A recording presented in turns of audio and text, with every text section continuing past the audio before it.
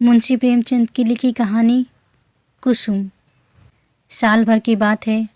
एक दिन शाम को हवा खाने जा रहा था कि महाशय नवीन से मुलाकात हो गई। मेरे पुराने दोस्त हैं, बड़े बेतकल्लुफ़ और मन चले। आगरे में मकान है, अच्छे कवि हैं। उनके कवि समाज में कई बार शरीक हो चुका हूँ। ऐसा कविता का उपासक मैंने नहीं देखा। पेशा तो वकालत, पर डूबे रहते हैं काव्य चिंतन में। आदमी जहीन है, मुकदमा सामने आया और उसकी तह तक पहुंच गए, इसलिए कभी कभी मुकदमे मिल जाते हैं, लेकिन कचहरी के बाहर अदालत या मुकदमे की चर्चा उनके लिए निषिद्ध है। अदालत की चार दीवारी के अंदर 4-5 घंटे वह वकील होते हैं, चार दीवारी के बाहर निकलते ही कवि हैं, सिर से पांव तक।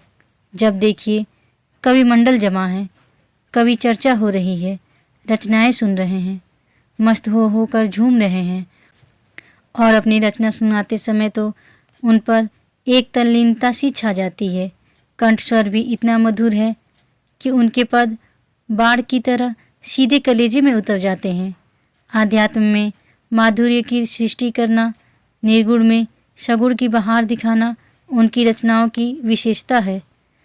वह जब लखनऊ आते हैं मुझे पहले सूचना दे दिया करते हैं। आज उन्हें अनायास लखनऊ में देखकर मुझे आश्चर्य हुआ। आप यहाँ कैसे? कुशल तो हैं? मुझे आने की सूचना तक न दी। बोले, भाईजान, एक जंजाल में फंसा हुआ हूँ। आपको सूचित करने का समय न था। फिर आपके घर को मैं अपना घर समझता हूँ। इस तकल्लुफ़ की क्या ज़रूरत है कि आप मेरे कोई विशेष प्रबंध करें। मैं एक ज़रूरी मामले में आपको कष्ट देने आया हूँ। इस वक्त की सैर को स्थगित कीजिए और चलकर मेरी विपत्ति कथा सुनिए। मैंने घबरा कर कहा, आपने तो मुझे चिंता में डाल दिया। आप और विपत्ति कथा? मेरे तो प्राण सूखे जाते हैं। घर चलिए, चित्त शांत हो तो सुनाऊं। बाल बच्चे तो अच्छी तरह हैं? हाँ, सब अच्छी तरह हैं, वैसी बात नहीं है। तो चलिए रेस्तरां में कुछ जलपान तो कर लीजिए। नहीं भाई, इस वक्त मुझे जलपान नहीं सूझता। हम दोनों घर की ओर चले। घर पहुंचकर उनका हाथ मुंह धुलाया, शरबत पिलाया। इलायची पान खाकर उन्होंने अपनी विपत्ति कथा सुनानी शुरू की। कुसुम के विवाह में आप गए ही थे, उसके पहले भी आपने उसे देखा था। मेरा विचार है कि किसी सरल प्रकृति के युवक को आकर्षित करने के लिए जिन गुणों की ज़रूरत है वह सब उसमें मौजूद है। आपका क्या ख्याल है? मैंने तत्परता से कहा, मैं आपसे कहीं ज़्यादा कुसुम का प्रशंसक हूँ। ऐसी लज्जाशील, सुघड़, सलीकेदार और विनोदिनी बालिका मैंने दूसरी नहीं देखी। महाशय नवीन ने करुण स्वर में कहा। वही कुसुम आज अपने पति के निर्दय व्यवहार के कारण रो रो कर प्राण दे रही है। उसका गौना हुए 1 साल हो रहा है। इस बीच में वह 3 बार ससुराल गई, पर उसका पति उससे बोलता ही नहीं, उसकी सूरत से बेजार है। मैंने बहुत चाहा कि उसे बुलाकर दोनों में सफाई करा दूं, मगर न आता है, न मेरे पत्रों का उत्तर देता है। न जाने क्या गांठ पड़ गई है कि उसने इस बेदर्दी से आंखें फेर ली। अब सुनता हूँ उसका दूसरा विवाह होने वाला है। कुसुम का बुरा हाल हो रहा है। आप शायद उसे देखकर पहचान भी न सके। रात दिन रोने के सिवा दूसरा काम नहीं है। इससे आप हमारी परेशानी का अनुमान कर सकते हैं। जिंदगी की सारी अभिलाषाएं मिट जाती हैं। हमें ईश्वर ने पुत्र न दिया, पर हम अपनी कुसुम को पाकर संतुष्ट थे और अपने भाग्य को धन्य मानते थे। उसे कितने लाड प्यार से पाला, कभी उसे फूल की छड़ी से भी न छुआ। उसकी शिक्षा दीक्षा में कोई बात उठा न रखी। उसने बीए नहीं पास किया, लेकिन विचारों की प्रौढ़ता और ज्ञान विस्तार में किसी ऊंचे दर्जे की शिक्षित महिला से कम नहीं। आपने उसके लेख देखे हैं। मेरा ख्याल है बहुत कम देवियाँ वैसे लेख लिख सकती हैं। समाज, धर्म, नीति, सभी विषयों में उसके विचार बड़े परिष्कृत हैं। बहस करने में तो वह अपनी पटु है कि मुझे आश्चर्य होता है। गृह प्रबंध में इतनी कुशल कि मेरे घर का प्रायः सारा प्रबंध उसी के हाथ में था, किंतु पति की दृष्टि में वह पाँव की धूल के बराबर भी नहीं। बार बार पूछता हूँ, तूने उसे कुछ कह दिया है? यह क्या बात है? आखिर वह क्यों तुझसे इतना उदासीन है? इसके जवाब में रोकर यही कहती है, मुझसे तो उन्होंने कभी कोई बातचीत नहीं की। मेरा विचार है कि पहले ही दिन दोनों में कुछ मनमुटाव हो गया। वह कुसुम के पास आया होगा और उससे कुछ पूछा होगा। उसने मारे शर्म के जवाब न दिया होगा। संभव है उससे 2-4 बातें और भी की हों। कुसुम ने सिर न उठाया होगा। आप जानते ही हैं कि कितनी शर्मीली है। बस पतिदेव रूठ गए होंगे। मैं तो कल्पना ही नहीं कर सकता कि कुसुम जैसी बालिका से कोई पुरुष उदासीन रह सकता है। लेकिन दुर्भाग्य को कोई क्या करे। दुखिया ने पति के नाम कई पत्र लिखे, पर उस निर्दयी ने एक का भी जवाब न दिया। सारी चिट्ठियाँ लौटा दी। मेरी समझ में नहीं आता कि उस पाषाण हृदय को कैसे पिघलाऊं। मैं अब खुद तो उसे कुछ लिख नहीं सकता। आप ही कुसुम की प्राण रक्षा करे, नहीं तो शीघ्र ही उसके जीवन का अंत हो जाएगा और उसके साथ हम दोनों प्राणी भी सिधार जाएंगे। उसकी व्यथा अब नहीं देखी जाती। नवीन जी की आंखें सजल हो गई। मुझे भी अत्यंत क्षोभ हुआ। उन्हें तसल्ली देता हुआ बोला, आप इतने दिनों इस चिंता में पड़े रहें, मुझसे पहले ही क्यों न कहा? मैं आज ही मुरादाबाद जाऊंगा और उस लौंडे की इस बुरी तरह खबर लूँगा कि वह भी याद करेगा। बच्चा को ज़बरदस्ती घसीट कर लाऊंगा और कुसुम के पैरों पर गिरा दूंगा। नवीन जी मेरे आत्मविश्वास पर मुस्कुरा कर बोले, आप उससे क्या कहेंगे? यह न पूछिए। वशीकरण के जितने मंत्र हैं उन सभी की परीक्षा करूंगा, तो आप कदापि सफल न होंगे। वह इतना शीलवान, इतना विनम्र, इतना प्रसन्नचित्त है, इतना मधुरभाषी कि आप वहाँ से उसके भक्त होकर लौटेंगे। वह नित्य आपके सामने हाथ बांधे खड़ा रहेगा। आपकी सारी कठोरता शांत हो जाएगी। आपके लिए तो एक ही साधन है, आपके कलम में जादू है। आपने कितने ही युवकों को सन्मार्ग पर लगाया है। हृदय में सोई हुई मानवता को जगाना आपका कर्तव्य है। मैं चाहता हूँ आप कुसुम की ओर से ऐसा करुणाजनक, ऐसा दिल हिला देने वाला पत्र लिखें कि वह लज्जित हो जाए और उसकी प्रेम भावना सचेत हो उठे। मैं जीवन पर्यंत आपका आभारी रहूँगा। नवीन जी कवि ही तो ठहरे। इस तजवीज़ में वास्तविकता की अपेक्षा कवित्व ही की प्रधानता थी। आप मेरे कई गल्पों को पढ़कर रो पड़े हैं। इससे आपको विश्वास हो गया है कि मैं चतुर सपेरे की भांति जिस दिल को चाहूँ नचा सकता हूँ। आपको यह मालूम नहीं कि सभी मनुष्य कवि नहीं होते और न एक से भावुक। जिन गल्पों को पढ़कर आप रोए हैं, उन्हीं गल्पों को पढ़कर कितने ही सज्जनों ने विरक्त होकर पुस्तक फेंक दी हैं। पर इन बातों का वह अवसर न था। वह समझते कि मैं अपना गला छुड़ाना चाहता हूँ। इसलिए मैंने सहृदयता से कहा, आपको बहुत दूर की सूची, और मैं इस प्रस्ताव से सहमत हूँ। और यद्यपि आपने मेरी करोड़ोत्पादक शक्ति का अनुमान करने में अतियुक्ति से काम लिया है, लेकिन मैं आपको निराश न करूँगा। मैं पत्र लिखूँगा और यथाशक्ति उस युवक की न्याय बुद्धि को जगाने की चेष्टा भी करूँगा। लेकिन आप अनुचित न समझे तो पहले मुझे वह पत्र दिखा दे जो कुसुम ने अपने पति के नाम लिखे थे। उसने पत्र तो लौटा ही दिए हैं, और यदि कुसुम ने उन्हें फाड़ नहीं डाला है तो उसके पास होंगे। उन पत्रों को देखने से मुझे ज्ञात हो जाएगा कि किन पहलुओं पर लिखने की गुंजाइश बाकी है। नवीन जी ने जेब से पत्रों का एक पुलिंदा निकालकर मेरे सामने रख दिया और बोले, मैं जानता था आप इन पत्रों को देखना चाहेंगे, इसलिए इन्हें साथ लेता आया। आप इन्हें शौक से पढ़ें। कुसुम जैसी मेरी लड़की है, वैसी ही आपकी भी लड़की है। आपसे क्या पर्दा। सुगंधित गुलाबी चिकने कागज पर बहुत ही सुंदर अक्षरों में लिखे उन पत्रों को मैंने पढ़ना शुरू किया। मेरे स्वामी, मुझे यहाँ आए 1 सप्ताह हो गया, लेकिन आंखें पल भर के लिए भी नहीं झपकी। सारी रात करवटें बदलते बीत जाती है।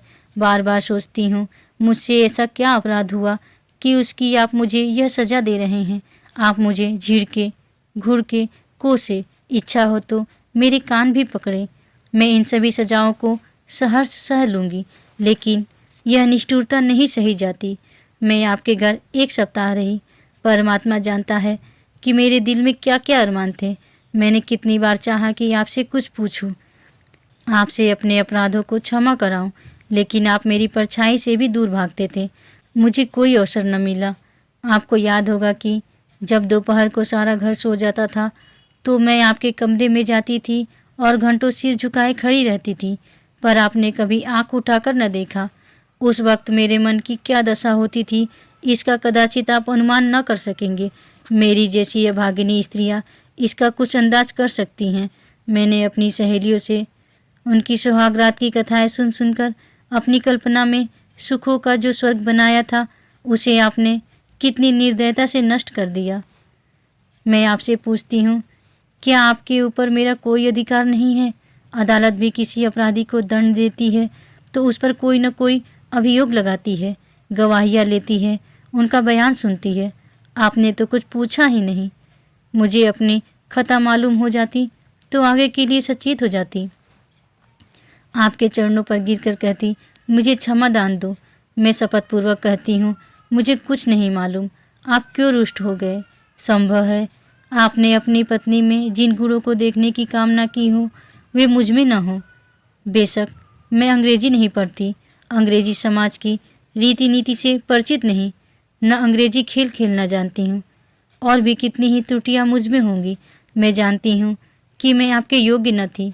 आपको मुझसे कहीं अधिक रूपवती, गुणवती, बुद्धिमती स्त्री मिलनी चाहिए थी। लेकिन मेरे देवता, दंड अपराधों का मिलना चाहिए, त्रुटियों का नहीं। फिर मैं तो आपके इशारे पर चलने को तैयार हूँ। आप मेरी दिलजोई करें, फिर देखिए मैं अपनी त्रुटियों को कितनी जल्द पूरा कर लेती हूँ। आपका प्रेम कटाक्ष मेरे रूप को प्रदीप्त, मेरी बुद्धि को तीव्र और मेरे भाग्य को बलवान कर देगा। वह विभूति पाकर मेरा कायाकल्प हो जाएगी। स्वामी, क्या आपने सोचा है आप यह क्रोध किस पर कर रहे हैं? वह अबला जो आपके चरणों पर पड़ी हुई आपसे क्षमादान मांग रही है, जो जन्म जन्मांतर के लिए आपकी चेरी है, क्या इस क्रोध को सहन कर सकती है? मेरा दिल बहुत कमज़ोर है। मुझे रुलाकर आपको पश्चाताप के सिवा और क्या हाथ आएगा? इस क्रोधाग्नि की एक चिंगारी मुझे भस्म कर देने के लिए काफ़ी है। अगर आपकी यह इच्छा है कि मैं मर जाऊं, तो मैं मरने के लिए तैयार हूं। केवल आपका इशारा चाहती हूं। अगर मरने से आपका चित्त प्रसन्न हो तो मैं बड़े हर्ष से अपने को आपके चरणों पर समर्पित कर दूंगी। मगर इतना कहे बिना नहीं रहा जाता कि मुझ में 100 ऐब हो, पर एक गुण भी है। मुझे दावा है कि आपकी जितनी सेवा मैं कर सकती हूँ उतनी कोई दूसरी स्त्री नहीं कर सकती। आप विद्वान हैं, उदार हैं, मनोविज्ञान के पंडित हैं। आपकी लौंडी आपके सामने खड़ी दया की भीख मांग रही है, क्या उसे द्वार से ठुकरा दीजिएगा? आपकी अपराधिनी कुसुम। यह पत्र पढ़कर मुझे रोमांच हो आया।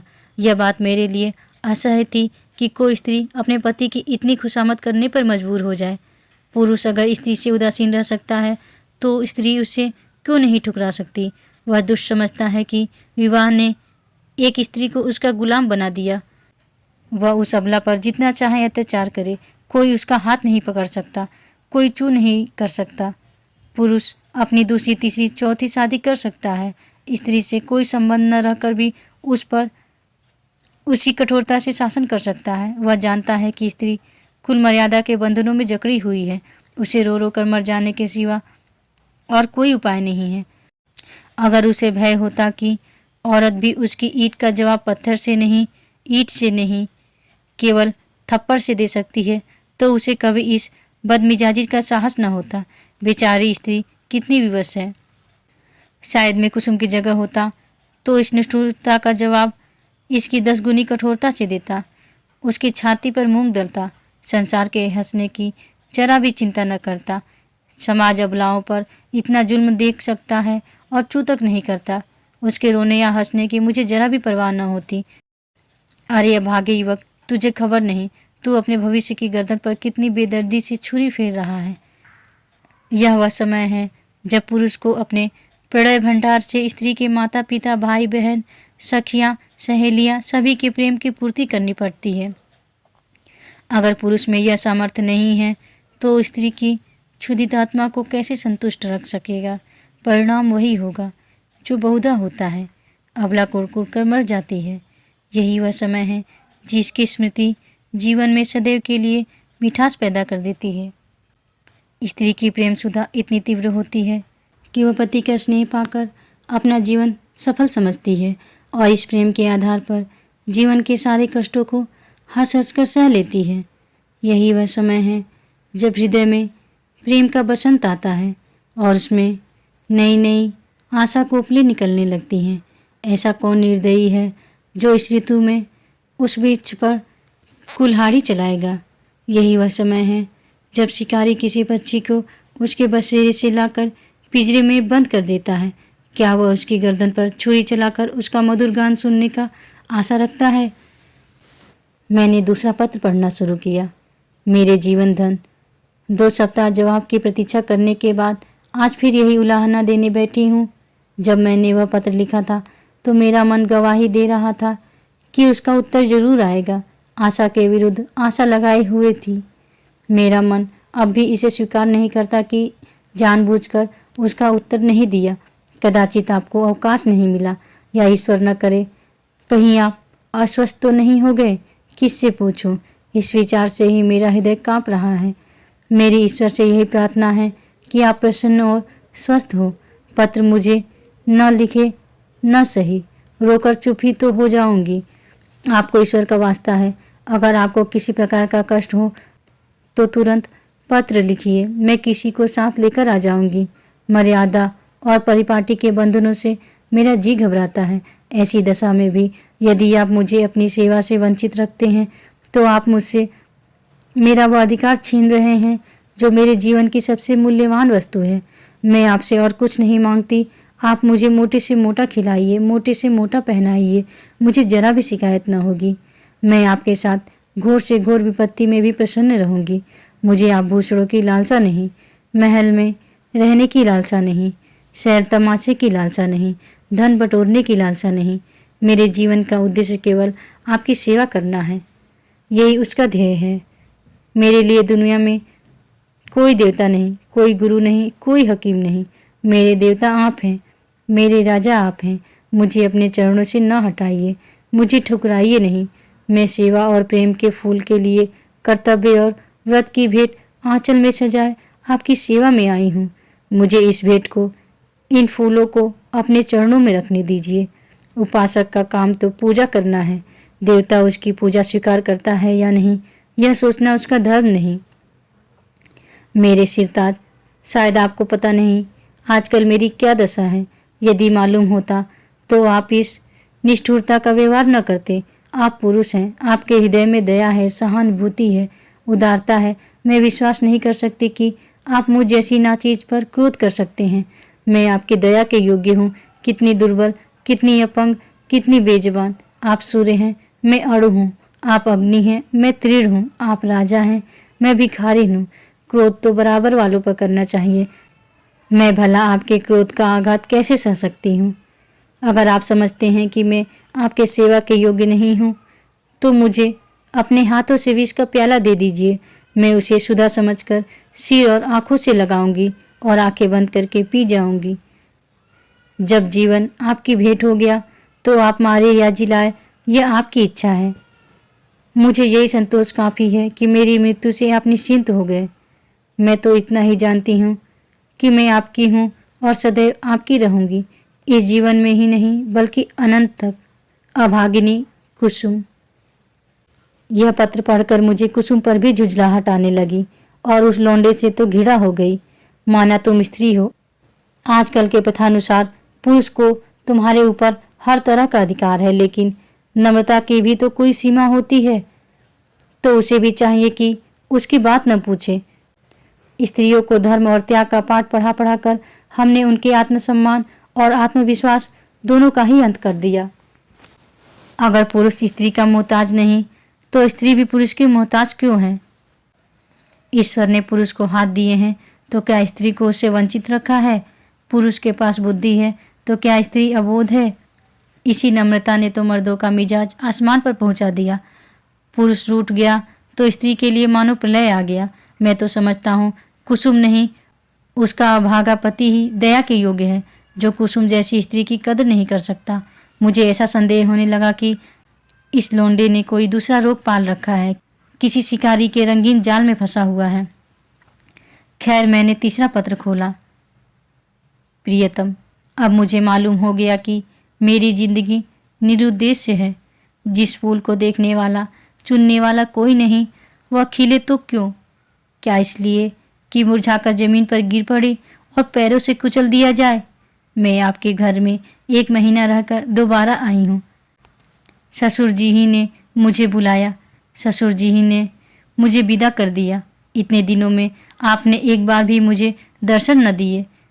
आप दिन में 20 ही बार घर में आते थे, अपने भाई बहनों से हंसते बोलते थे या मित्रों के साथ सैर तमाशे देखते थे, लेकिन मेरे पास न आने की आपने कसम खा ली थी।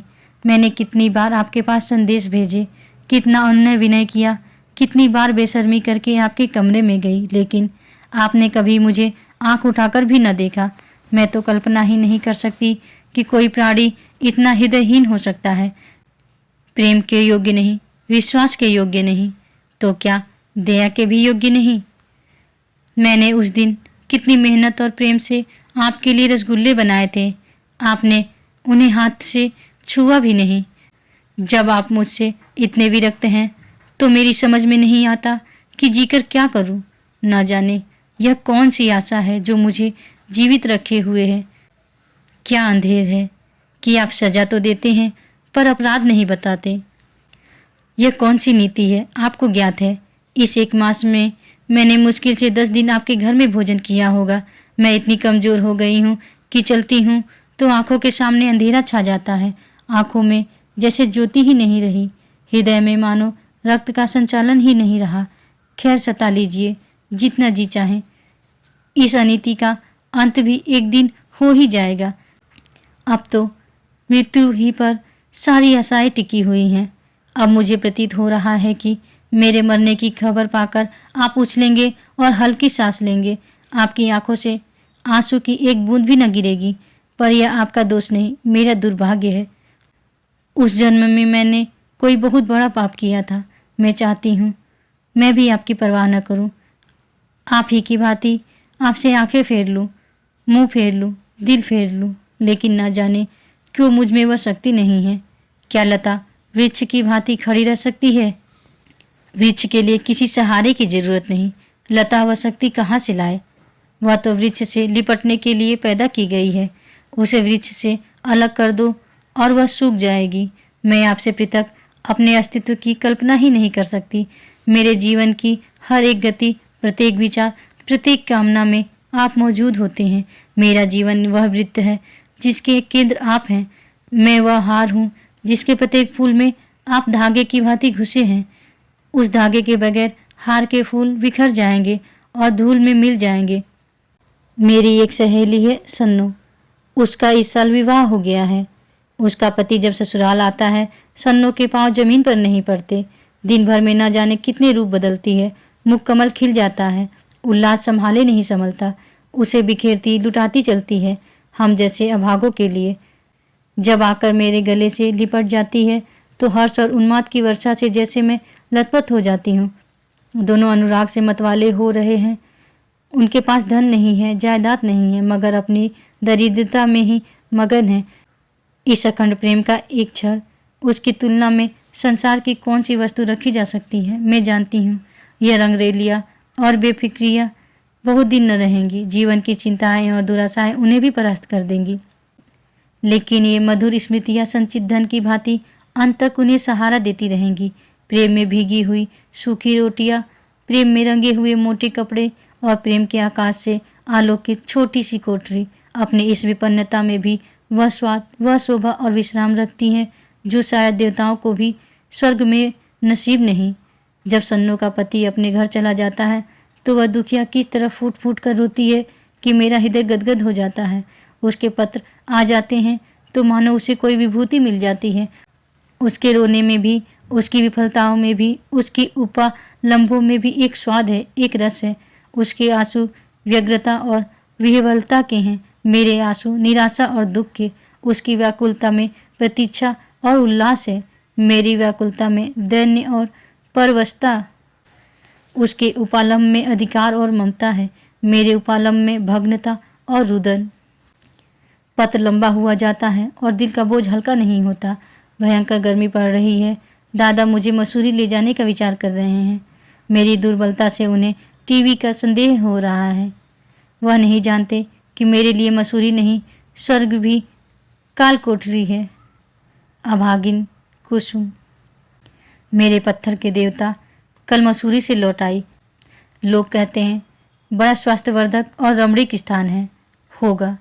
मैं तो एक दिन भी कमरे से नहीं निकलती। भग्न हृदयों के लिए संसार सूना है। मैंने रात एक बड़े मजे का सपना देखा। बतलाऊं पर क्या फ़ायदा, न जाने क्यों मैं अब भी मौत से डरती हूँ। आशा का कच्चा धागा मुझे अब भी जीवन से बांधे हुए है। जीवन उद्यान के द्वार पर जाकर बिना सैर किए लौट जाना कितना हसरतनाक है। अंदर क्या सुषमा है, क्या आनंद है। मेरे लिए वह द्वार ही बंद है।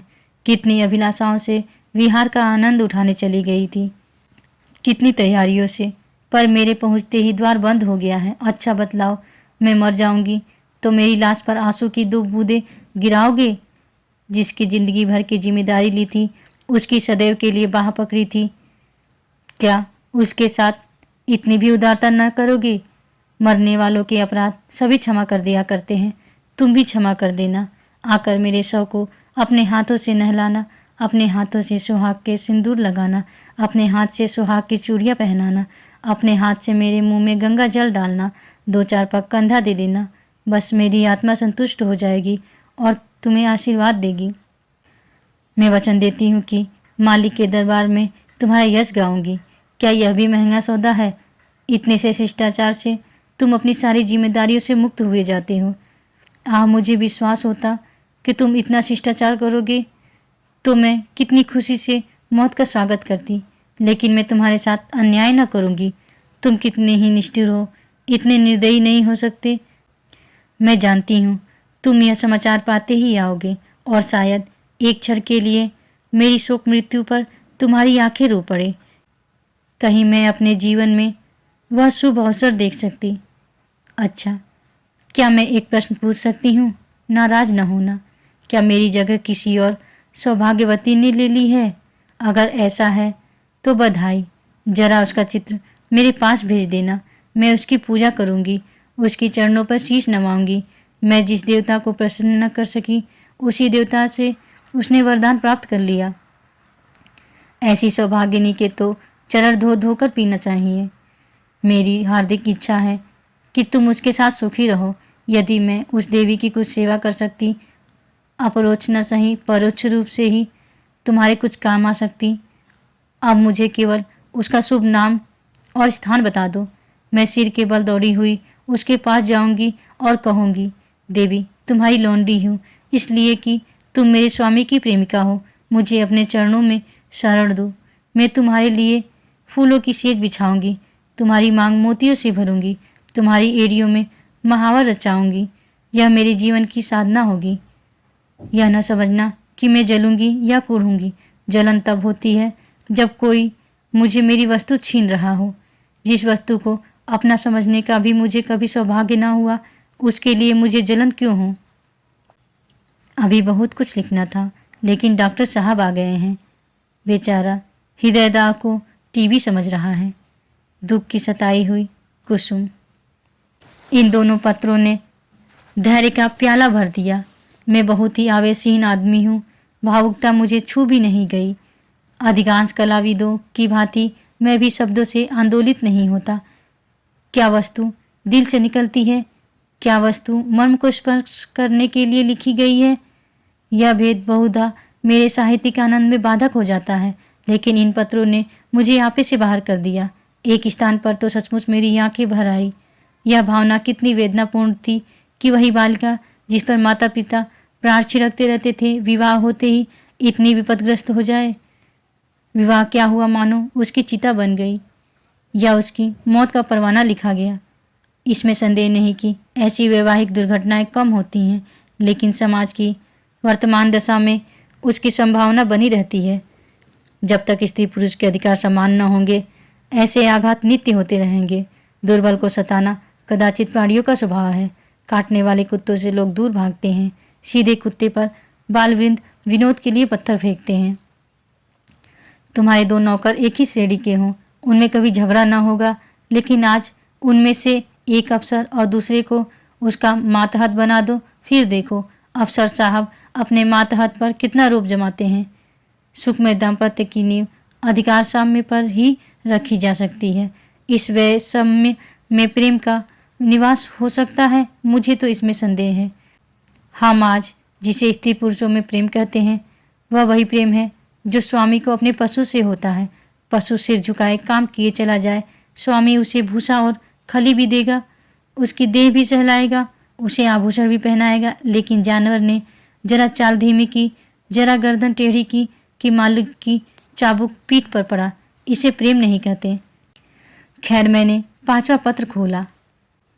जैसा मुझे विश्वास था, आपने मेरे पिछले पत्र का भी उत्तर न दिया। इसका खुला हुआ अर्थ यह है कि आपने मुझे परित्याग करने का संकल्प कर लिया है। जैसी आपकी इच्छा। पुरुष के लिए स्त्री पांव की जूती है, स्त्री के लिए तो पुरुष देव तुल्य है, बल्कि देवता से भी बढ़कर। विवेक का उदय होते ही वह पति की कल्पना करने लगती है। मैंने भी वही किया। जिस समय मैं गुड़िया खेलती थी, उसी समय आपने गुड्डे के रूप में मेरे मनोदेश में प्रवेश किया। मैंने आपके चरणों को पखारा, माला फूल और नैवेद्य से आपका सत्कार किया। कुछ दिनों के बाद कहानियाँ सुनने और पढ़ने की चाट पड़ी। तब आप कथाओं के नायक के रूप में मेरे घर आए। मैंने आपको हृदय में स्थान दिया। बाल्यकाल ही से आप किसी न किसी रूप में मेरे जीवन में घुसे हुए थे। वे भावनाएं मेरे अंतःस्थल की गहराइयों तक पहुंच गई हैं। मेरे अस्तित्व का एक एक अणु उन भावनाओं से गुथा हुआ है। उन्हें दिल से निकाल डालना सहज नहीं है। उसके साथ मेरे जीवन के परमाणु भी बिखर जाएंगे। लेकिन आपकी यही इच्छा है तो यही सही। मैं आपकी सेवा में सब कुछ करने को तैयार थी। अभाव और विपन्नता का तो कहना ही क्या, मैं तो अपने को मिटा देने को भी राजी थी। आपकी सेवा में मिट जाना ही मेरे जीवन का उद्देश्य था। मैंने लज्जा और संकोच का परित्याग किया, आत्मसम्मान को पैरों से कुचला। लेकिन आप मुझे स्वीकार नहीं करना चाहते। मजबूर हूँ, आपका कोई दोष नहीं। अवश्य मुझसे कोई ऐसी बात हो गई है जिसने आपको इतना कठोर बना दिया है। आप उसे जबान पर लाना भी उचित नहीं समझते। मैं इस निष्ठुरता के सिवा और हर एक सजा झेलने को तैयार थी। आपके हाथ से जहर का प्याला लेकर पी जाने में मुझे विलम्ब न होता, किंतु विधि की गति निराली है। मुझे पहले इस सत्य के स्वीकार करने में बाधा थी कि स्त्री पुरुष की दासी है। मैं उसे पुरुष की सहचरी अर्धांगिनी समझती थी, पर अब मेरी आंखें खुल गई। मैंने कई दिन हुए एक पुस्तक में पढ़ा था कि आदिकाल में स्त्री पुरुष की उसी तरह संपत्ति थी जैसा गाय बैल या खेत बाड़ी। पुरुष को अधिकार था स्त्री को बेचे, गिरो रखे या मार डाले। विवाह की प्रथा उस समय केवल यह थी कि वर पक्ष अपने सुर सामंतों को लेकर सशस्त्र आता था, कन्या को उड़ा ले जाता था। कन्या के साथ कन्या के घर में रुपया, पैसा, अनाज या पशु जो कुछ उसके हाथ लग जाता उसे भी उठा ले जाता था। वह स्त्री को अपने घर ले जाकर उसके पैरों में बेड़ियां डालकर घर के अंदर बंद कर देता था। उसके आत्मसम्मान के भावों को मिटाने के लिए यह उपदेश दिया जाता था कि पुरुष ही उसका देवता है, सुहाग स्त्री की सबसे बड़ी विभूति है। आज कई हजार वर्षों के बीतने पर पुरुष के उस मनोभाव में कोई परिवर्तन नहीं हुआ। पुरानी सभी प्रथाएं कुछ विकृतियाँ संस्कृत रूप में मौजूद हैं। आज मुझे मालूम हुआ कि उस लेखक ने स्त्री समाज की दशा का कितना सुंदर निरूपण किया था। अब आपसे मेरा सविनय अनुरोध है, और यही अंतिम अनुरोध है कि आप मेरे पत्रों को लौटा दें। आपके दिए हुए गहने और कपड़े अब मेरे किसी काम के नहीं। इन्हें अपने पास रखने का मुझे कोई अधिकार नहीं। आप जिस समय चाहें वापस मंगवा लें। मैंने उन्हें एक पिटारी में बंद करके अलग रख दिया है। उसकी सूची भी वही रखी हुई है, मिला लीजिएगा। आज से आप मेरी जबान या कलम से कोई शिकायत न सुनेंगे। इस भ्रम को भूलकर भी दिल में स्थान न दीजिएगा कि मैं आपसे बेवफाई या विश्वासघात करूंगी। मैं इसी घर में कुर कर मर जाऊंगी, पर आपकी ओर से मेरा मन कभी मैला न होगा। मैं जिस जलवायु में पली हूँ उसका मूल तत्व है पति में श्रद्धा। ईर्ष्या या जलन भी उस भावना को मेरे दिल से नहीं निकाल सकती। मैं आपकी कुल मर्यादा की रक्षिका हूँ। उस अमानत में जीते जी खनायत न करूँगी। अगर मेरे बस में होता तो मैं उसे भी वापस कर देती, लेकिन यहाँ मैं भी मजबूर हूँ और आप भी मजबूर हैं। मेरी ईश्वर से यही विनती है कि आप जहाँ रहें कुशल से रहें। जीवन में मुझे सबसे कटु अनुभव जो हुआ वह यही है कि नारी जीवन अधम है। अपने लिए, अपने माता पिता के लिए, अपने पति के लिए उसकी कदर न माता के घर में है न पति के घर में। मेरा घर शोकागार बना हुआ है। अम्मा रो रही हैं, दादा रो रहे हैं, कुटुंब के लोग रो रहे हैं। एक मेरी जात से लोगों को कितनी मानसिक वेदना हो रही है। कदाचित वे सोचते होंगे यह कन्या कुल में न आती तो कितना अच्छा होता, मगर सारी दुनिया एक तरफ हो जाए आपके ऊपर विजय नहीं पा सकती। आप मेरे प्रभु हैं, आपका फैसला अटल है। उसकी कहीं अपील नहीं, कहीं फरियाद नहीं। खैर, आज से यह कांड समाप्त हुआ। अब मैं हूँ और मेरा दलित भग्न हृदय हसरते ही है कि आपकी कुछ सेवा न कर सकी। अभागिनी कुसुम। मालूम नहीं मैं कितनी देर तक मूक वेदना की दशा में बैठा रहा कि वहाँ से नवीन बोले, आपने इन पत्रों को पढ़कर क्या निश्चय किया? मैंने रोते हुए हृदय से कहा, अगर इन पत्रों ने उस नर पिशाच के दिल पर कोई असर न किया तो मेरा पत्र भला क्या असर करेगा? इससे अधिक करुणा और वेदना मेरे शक्ति के बाहर है। ऐसा कौन सा मार्मिक भाव है जिसे इस पत्रों में स्पर्श न किया गया हो? दया, लज्जा, तिरस्कार, न्याय, मेरे विचार में तो कुसुम ने कोई पहलू नहीं छोड़ा। मेरे लिए अब यही अंतिम उपाय है कि उस शैतान के सिर पर सवार हो जाऊं और उसे मुंह दर मुंह बातें करके इस समस्या की तह तक पहुंचने की चेष्टा करूं। अगर उससे मुझे कोई संतोषप्रद उत्तर न दिया तो मैं उसका और अपना खून एक कर दूंगा। या तो मुझे फांसी होगी या वही काले पानी जाएगा। कुसुम ने जिस धैर्य और साहस से काम लिया है वह सराहनीय है। आप उसे सांत्वना दीजिएगा। मैं आज रात की गाड़ी से मुरादाबाद जाऊंगा और परसों तक जैसी कुछ परिस्थिति होगी उसकी आपको सूचना दूंगा। मुझे तो यह कोई चरित्रहीन और बुद्धिहीन युवक मालूम होता है। मैं उस बहक में न जाने क्या क्या बकता रहा। इसके बाद हम दोनों भोजन करके स्टेशन चले। वह आगरे गए, मैंने मुरादाबाद का रास्ता लिया। उनके प्राण अभी सूखे जाते थे कि क्रोध के आवेश में कोई पागलपन न कर बैठूं। मेरे बहुत समझाने पर उनका चित्त शांत हुआ। मैं प्रातःकाल मुरादाबाद पहुंचा और जांच शुरू कर दी।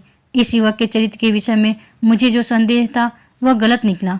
मोहल्ले में, कॉलेज में, उसके इष्ट मित्रों में सभी उसके प्रशंसक थे। अंधेरा और गहरा होता हुआ जान पड़ा। संध्या समय में उसके घर जा पहुंचा। जिस निष्कपट भाव से वह दौड़कर मेरे पैरों पर झुका है वह मैं नहीं भूल सकता। ऐसा वाक्चतुर, ऐसा सुशील और विनीत युवक मैंने नहीं देखा। बाहर और भीतर में इतना आकाश पाताल का अंतर मैंने कभी न देखा था। मैंने कुशल क्षेम और शिष्टाचार के 2-4 वाक्यों के बाद पूछा, तुमसे मिलकर चित्त शांत प्रसन्न हुआ, लेकिन आखिर कुसुम ने क्या अपराध किया है जिसका तुम उसे इतना कठोर दंड दे रहे हो?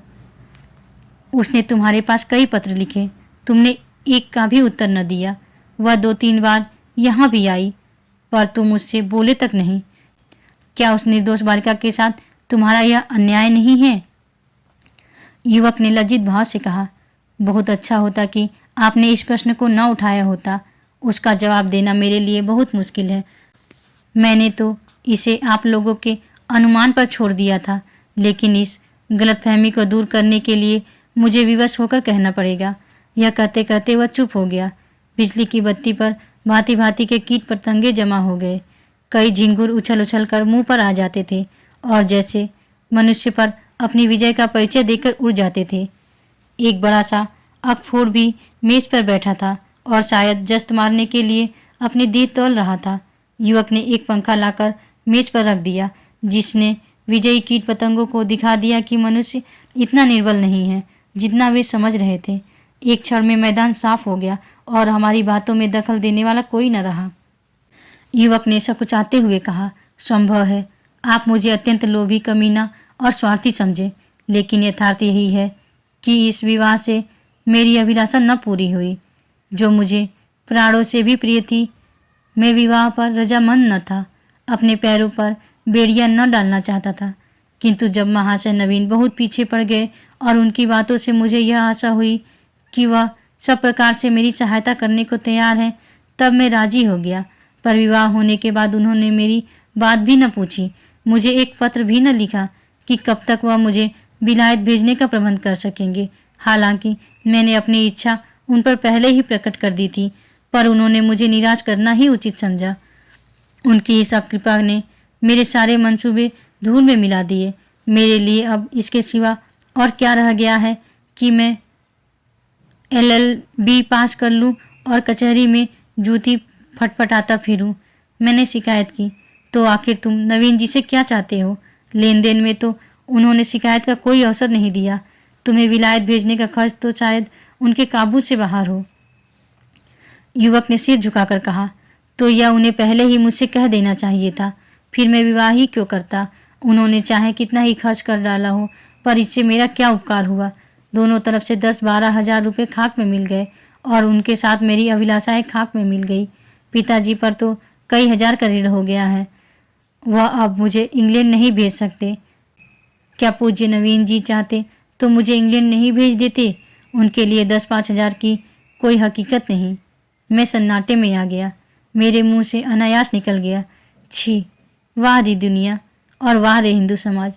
तेरे यहाँ ऐसे ऐसे स्वार्थ के दास पड़े हुए हैं जो एक अबला का जीवन संकट में डालकर उसके पिता पर ऐसे अत्याचारपूर्ण दबाव डालकर ऊंचा पद प्राप्त करना चाहते हैं।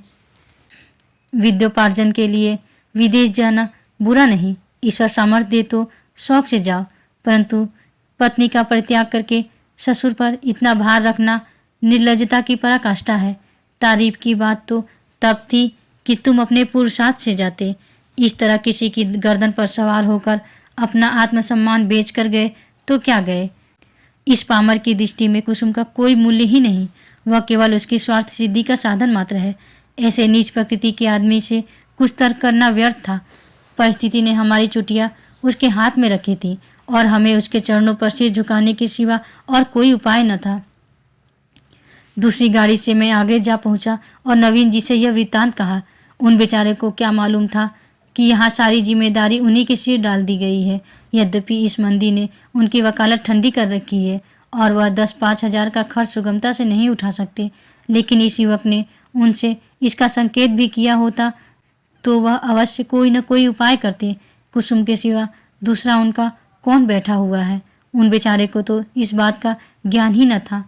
एतएव मैंने उनसे यह समाचार कहा तो वह बोल उठे, छी, इस जरा सी बात के लिए इस भले आदमी ने इतना तुल दे दिया। आप आज ही उसे लिख दे कि वह जिस वक्त जहाँ पढ़ने के लिए जाना चाहे शौक से जा सकता है। मैं उसका सारा भार स्वीकार करता हूँ। साल भर तक निर्दयी ने कुसुम को रुला रुला कर मार डाला। घर में इसकी चर्चा हुई। कुसुम ने भी माँ से सुना। मालूम हुआ 1000 का चेक उसके पति के नाम भेजा जा रहा है, पर इस तरह जैसे किसी संकट का मोचन करने के लिए अनुष्ठान किया जा रहा हो।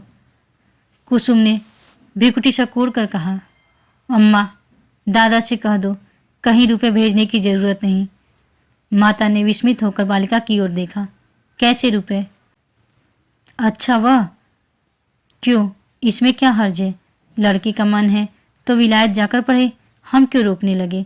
यो भी उसी का है, वो भी उसी का है, हमें कौन छाती पर लाद कर ले जाना है? नहीं, आप दादा से कह दीजिए 1 पाई न भेजे। आखिर इसमें क्या बुराई है? इसीलिए कि यह उसी तरह की डाकाजनी है जैसे बदमाश लोग किया करते हैं। अच्छे आदमी को पकड़ कर ले गए और उसकी घर वालों से उसकी मुक्ति धन के तौर पर अच्छी रकम ऐंठ ली। माता ने तिरस्कार की आंखों से देखा। कैसी बातें करती हो बेटा, इतने दिनों के बाद को जाके देवता सीधे हुए हैं और तुम उन्हें फिर चिढ़ाए देती हो। कुसुम ने झल्लाकर कहा, ऐसे देवता का रूठे रहना ही अच्छा। जो आदमी इतना स्वार्थी, इतना दम्भी, इतना नीच है, उसके साथ मेरा निर्वाह न होगा। मैं कह देती हूँ वहाँ रुपए गए तो मैं जहर खा लूँगी। इसे दिल लगी न समझना। मैं ऐसे आदमी का मुंह भी नहीं देखना चाहती। दादा से कह देना, और तुम्हें डर लगता हो तो मैं खुद कह देती हूँ। मैंने स्वतंत्र रहने का निश्चय कर लिया है। माँ ने देखा लड़की का मुखमंडल आरक्त हो उठा है, मानो इस प्रश्न पर वह न कुछ कहना चाहती है न सुनना। दूसरे दिन नवीन जी ने यह हाल मुझसे कहा तो मैं एक आत्मविस्मृति की दशा में दौड़ा हुआ गया और कुसुम को गले लगा लिया। मैं नारियों में ऐसा ही आत्माभिमान देखना चाहता हूँ।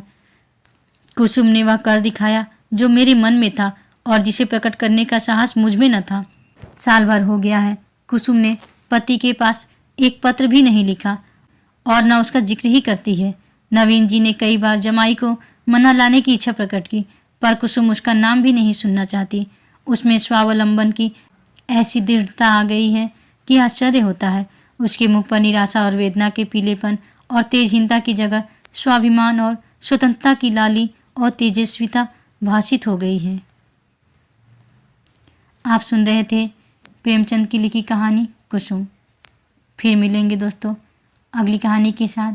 तब तक के लिए राधे राधे।